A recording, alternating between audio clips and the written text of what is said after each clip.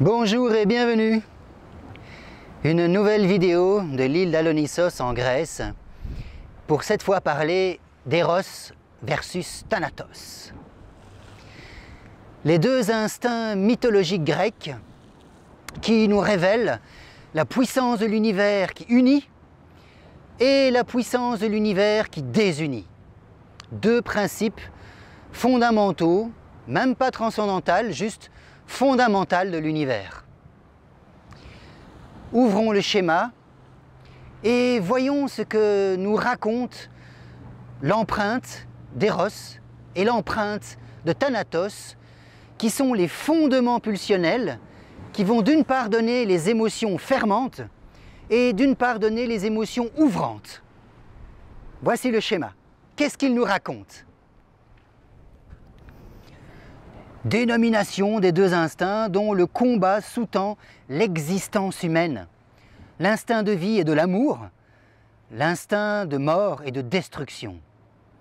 Là où l'un unit, l'autre désunit. Les émotions ne sont qu'une fraction de cette énergie si puissante de la vie. L'énergie libidinale d'Eros et l'énergie de Destrudo de Thanatos. Alors, si on veut faire un petit peu la fine bouche, eh bien on peut voir que à chaque émotion correspond une fraction très particulière de ce que c'est qu'Eros et de ce que c'est que Thanatos. Revoyons le schéma pour les termes scientifiques, pour les puristes. Voici. Alors, ce qui sous-tend la peur, c'est la destrudo passionis, l'étouffement de la passion et de la sensualité. Ce qui est le fondement de la tristesse, c'est hubris, la démesure, le sans limite, le puits sans fond. Ce qui sous-tend le dégoût, c'est la destrudo, la libido sadique qui attaque le corps. Qu'est-ce qui sous-tend la colère? La destrudo grigariae qui, elle, est une violence interpersonnelle. Et cette fraction de violence n'est qu'une partie de ce qui crée les guerres chez les humains. Enfin, qu'est-ce qui sous-tend l'angoisse? La destrudo dominandi, c'est-à-dire l'attaque du père, l'attaque du chef. Parce que Freud nous a raconté un truc intéressant. Lorsque la horde primitive des fils s'attaque au père, ensuite, c'est l'annihilation totale de la famille. J'ai eu le grand malheur ou le grand privilège de vivre ça dans une partie de ma famille. Les fils se sont attaqués au père. Devinez quoi? Le père n'a jamais pardonné. Toute cette famille s'est décimée, est morte d'alcoolisme et de désespoir. Cette destrudo-là est une destrudo terrible. Parce qu'à la fois, elle monte à l'attaque du père. Et à la fois, une fois qu'ils y sont arrivés, ses fils, c'est le désespoir total. Eh oui, c'est intéressant d'être en colère face à son père. Mais si on arrive à terrasser le père, c'est la fin de l'existence. Donc on voit bien qu'il y a des forces qui sous-tendent nos pulsions et qui sont d'origine de la force de l'univers. Ça se traduit en nous par les pulsions animales qui se décantent sous la forme des émotions humaines. Vous touchez à certains mécanismes aussi puissants que l'univers. Votre famille est entièrement détruite et vous ne revenez pas de cela. Eh oui, cette destrudo, revoyons le schéma, cette destrudo dominandi est extrêmement terrible. Bon, ça évidemment, c'est ce qui désunit. Qu'est-ce que le schéma nous raconte? C'est une fonction désobjectalisante. En fait, à ce moment-là, on disqualifie l'objet avant de l'éliminer. Oui, parce que chez les humains, l'amour est si forte et si puissante qu'il faut attaquer et détruire l'amour, sinon on ne sait pas se défaire de l'objet vis-à-vis duquel on est lié, attaché. Objet au sens psychanalytique du terme, c'est-à-dire représentation métaphorique et psychique de l'autre qui me tient fortement à cœur. Et nous savons que dans les familles, l'autre nous tient extrêmement à cœur. Il y a des lois qui s'appellent le parricide, il y a des lois qui s'appellent l'infanticide, il y a des lois qui s'appellent l'inceste, des lois qui sont le fondement de toutes les sociétés humaines. À côté de ces lois de destruction, il y a la libido.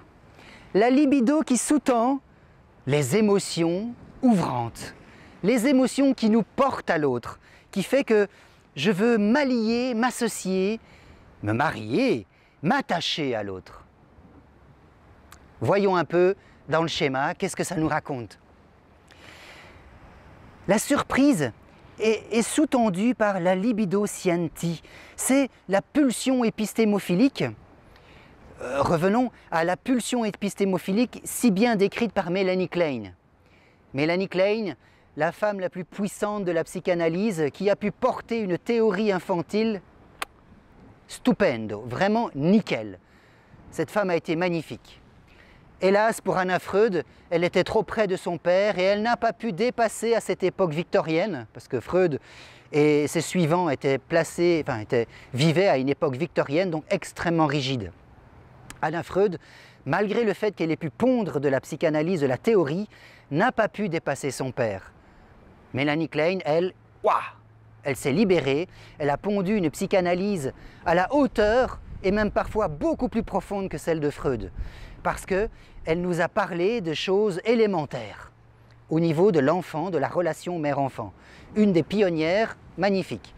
Difficile à lire, certes, mais je vous invite à aller chercher les traducteurs de Melanie Klein.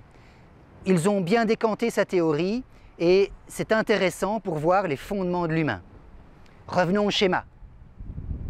La joie est sous-tendue par la libido scientendi. C'est le plaisir sensuel.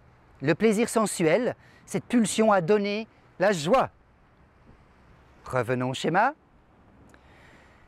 Le désir, ce qu'on appelle la libido, c'est la libido genitalis, c'est-à-dire le désir mène évidemment au plus près de l'intimité de l'acte sexuel. Tout simplement.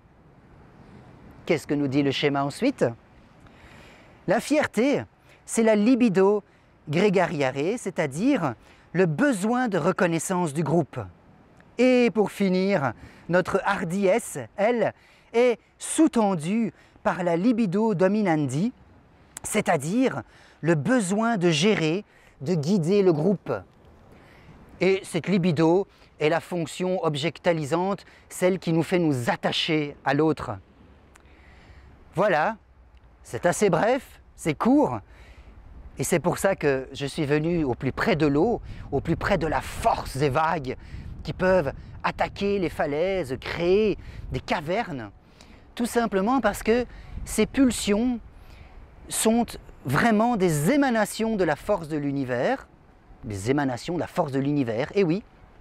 Et chez nous, les humains, elles prennent la couleur des émotions. Les émotions donneront le package des sentiments, les sentiments donneront les comportements que l'on voit à l'extérieur. Simple et efficace. Notion théorique que tout le monde ne peut pas bien cadrer, mais avec cette subdivision de la libido et de la destrudo, vous voyez comment, d'une manière beaucoup plus fine, ce qu'on appelle la force de l'univers, l'énergie de la nature, s'insinue en nous et traduit les composants essentiels de ce que les humains vivent, de cette énergie humaine qui alimente le moteur, comme je vous l'ai dit dans la vidéo sur l'énergie et le moteur. Bien à vous et à bientôt!